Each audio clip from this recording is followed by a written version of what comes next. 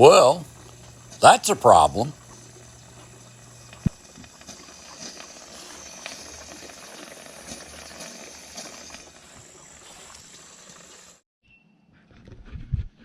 Hey everybody, welcome to the channel. So today we've got this 2004 Arctic Cat 500 TBX.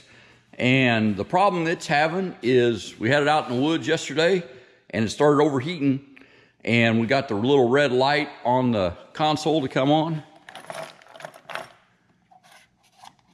So this light here is a overheat light, and eventually by the time we got it back here, it was starting to steam from the radiator. So it boiled over. The fan never did kick on. So we're gonna see if this fan is bad or if the sensor to it, which is what I think the problem is what's wrong. Okay, so the seat comes off by just pulling this tab and then lifting up. Lift the seat up. To remove the air box, it's got these little spring clips. Kind of nice being toolless. Okay, and our air filter is pretty much dissolved. So we get another one of those coming. And what I'm thinking is it's not running real well. And if it's got a lean condition, which is what it kind of feels like, it also could cause it to overheat. So I'll look down here at this air intake boot and make sure it's not, or the carb intake boot, I guess. And it feels like it's solid. I think I'll go ahead and pull that carburetor and clean all the jets too, especially the needle jet. When it runs, it kind of hesitates when you give it throttle. And then if you give it enough throttle, it cleans up and runs, but probably needs a good carburetor cleaning. This thing is right at 20 years old at this point. This unit was used as a demo unit before I got it by Gander Mountain, who used to sell them, and they're now out of business. Okay, so here's the fuse box up under the seat, and we'll check the fuses first.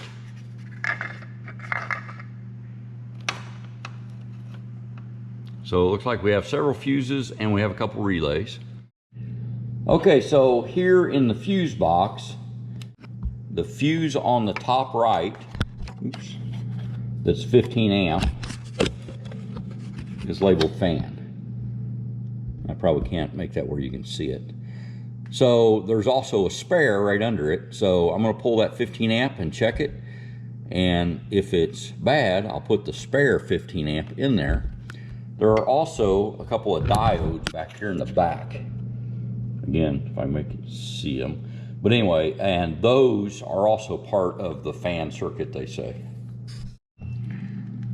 Okay, so let's pull this 15. That's for the fan. And that fuse is blown. Make sure so you can see this.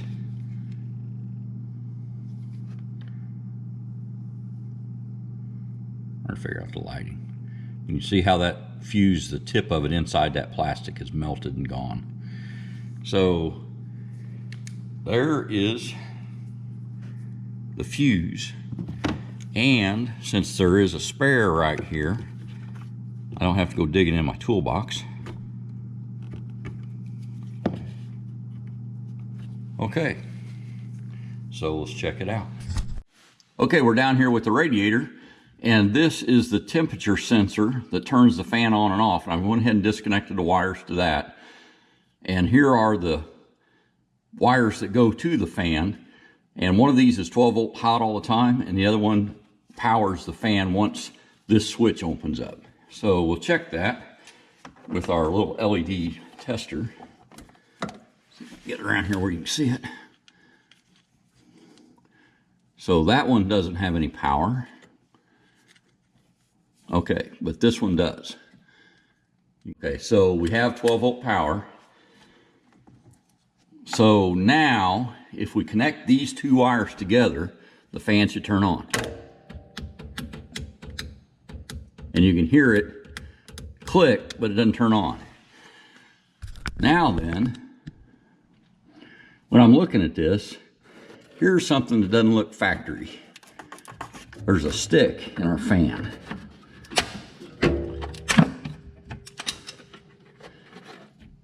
And I wonder if that got it pulled out.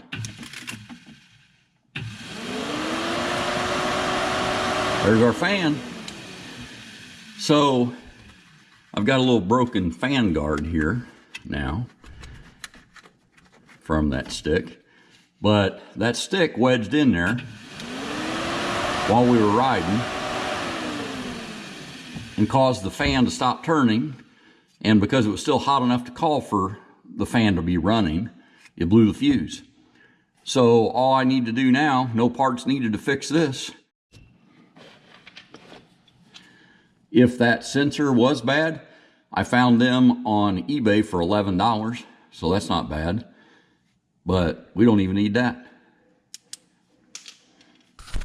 Okay, and I'm going to use these crimp-on heat shrink connectors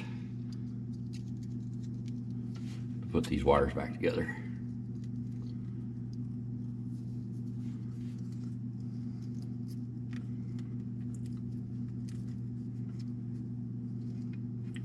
I like soldering these, but this is faster.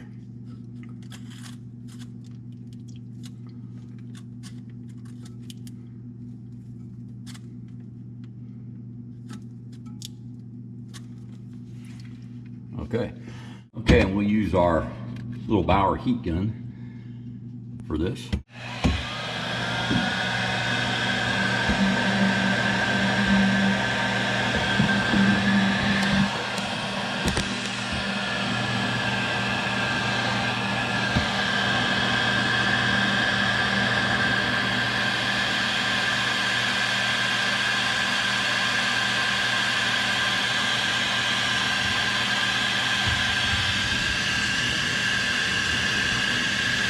There we go, pretty slick. Do the other one, and this part of this job will be done.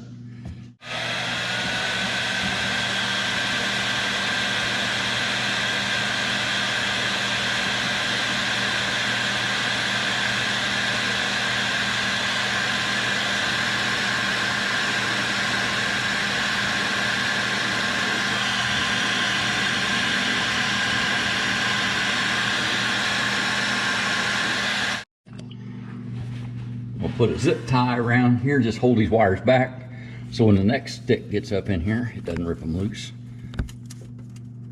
Although it didn't rip the last one loose, it just stopped the fan from spinning.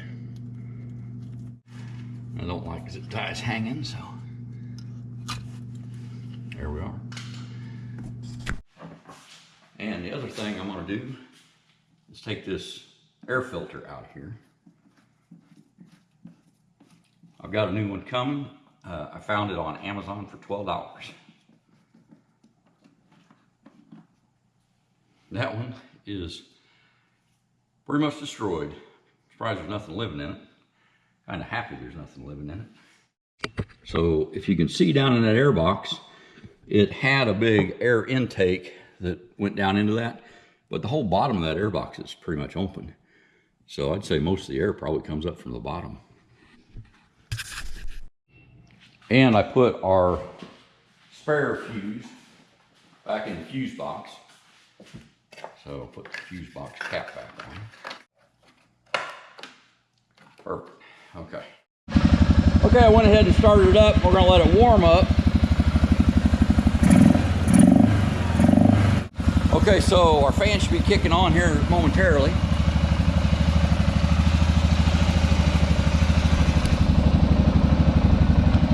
I've got the garage door open.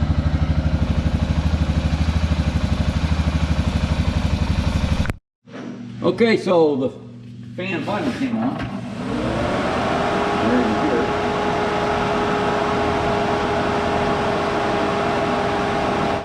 So as long as the key's on and it's hot enough for it to need the fan will run. So that issue's fixed. I'm going to do an oil change on this thing and maybe clean up a little more, obviously replace the air filter.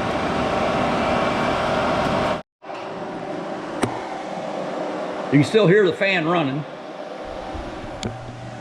So that pretty much concludes the overheating portion of this video. That issue is fixed, and it was just a 15 amp fuse. So I'm gonna go ahead and do an oil change if y'all want to check that out. But other than that, basically what I wanted to show is done. The most likely cause of this fan not running is the 15 amp fuse, which is right there under that fuse box lid. The second most common is the sensor at the bottom of the radiator, and that has already been replaced once. That's why those wires aren't equipped with factory plugs. But it was fine this time, just got a stick wedged in it. Okay, so it's the next day, and we've got our new filter that we got off Amazon.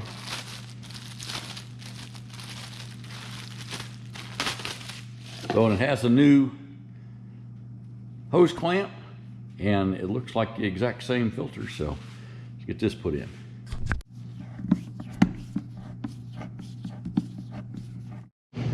Okay, so I'll go ahead and start it up and let it warm up so we can change this oil.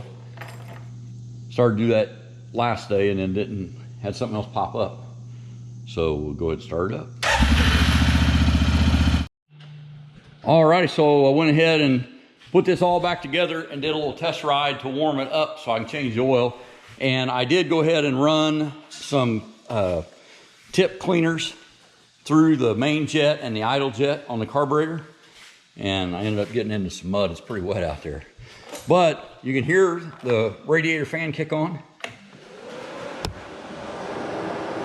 Fan kicks on when the battery's on now that it's hot. So we've got that issue fixed. Let's change the oil and this will be done. Okay, so underneath this ATV, this hole right there, ouch, that's hot. That's why I warmed it up, is the drain hole, and that's a 21 millimeter. So let's get that pulled out and drain this.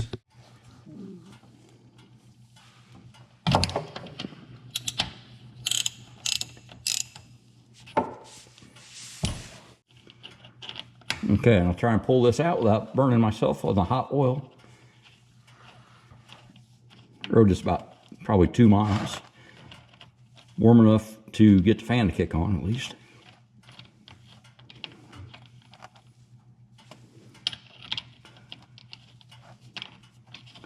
There it is.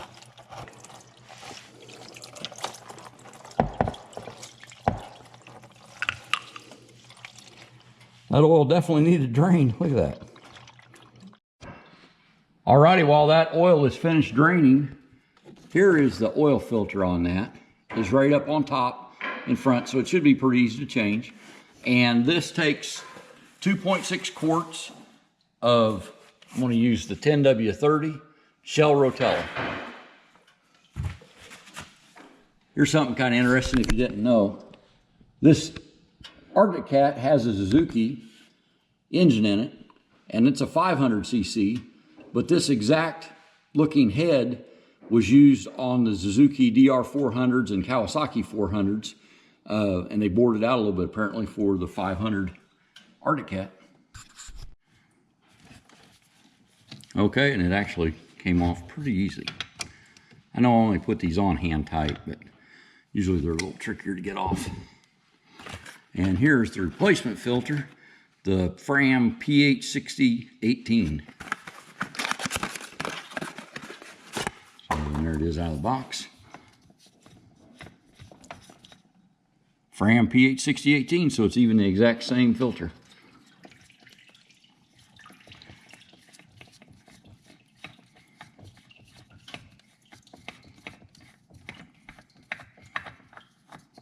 It's a little bit hot. Okay, so here's our oiling up the seal.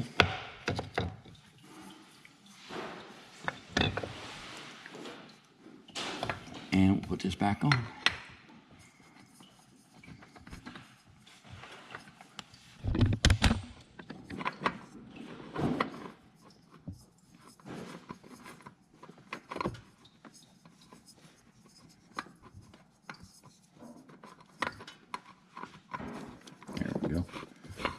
Things when they're at an angle, they're always kind of tricky to get going. I knew it would thread on because it's the exact same filter that I'm taking off. The jug's hit hot.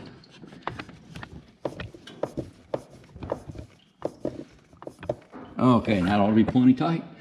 So put the drain bolt back in and then add 2.5 quarts basically. The internet says 2.6 quarts. Okay, so it pretty much quit dripping, and I've changed the filter, so let's put the plug back in.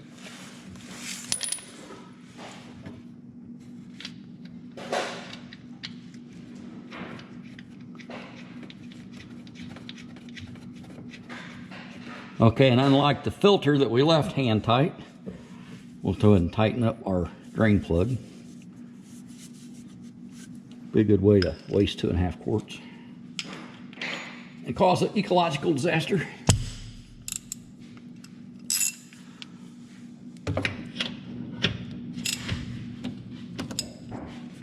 All right, that's plenty snug.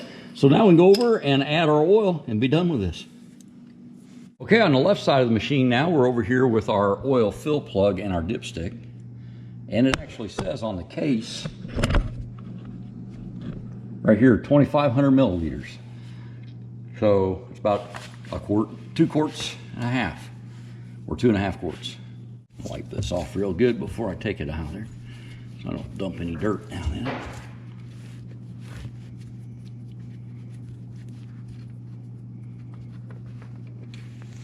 So here's our little dipstick, and look at that, we're low on oil. Hope so, because we just drained it all. Okay, so here's a funnel that'll fit in there better. And then, because I bought a 5-quart jug of oil, I've got a measuring cup here that I'll measure out my 2.5 quarts. Start with 1.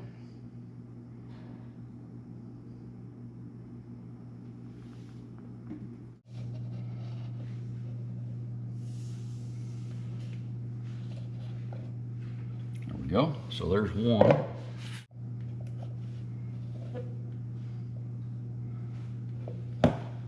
Okay, so there's our 2 quarts.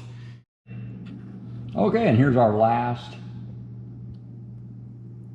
0.6 of a quart, which what I did was just barely over 2 cups. 4 cups being a quart. 4 quarts being a gallon. Hopefully. That's the way it was when I was like in 3rd grade.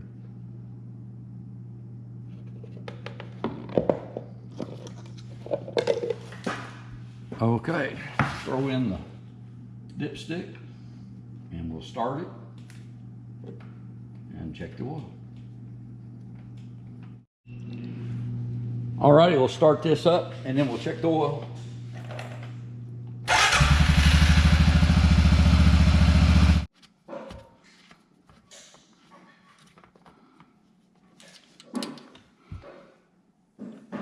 Okay, I'm happy with that. It's almost exactly halfway on the stick, so it's kind of hard to see.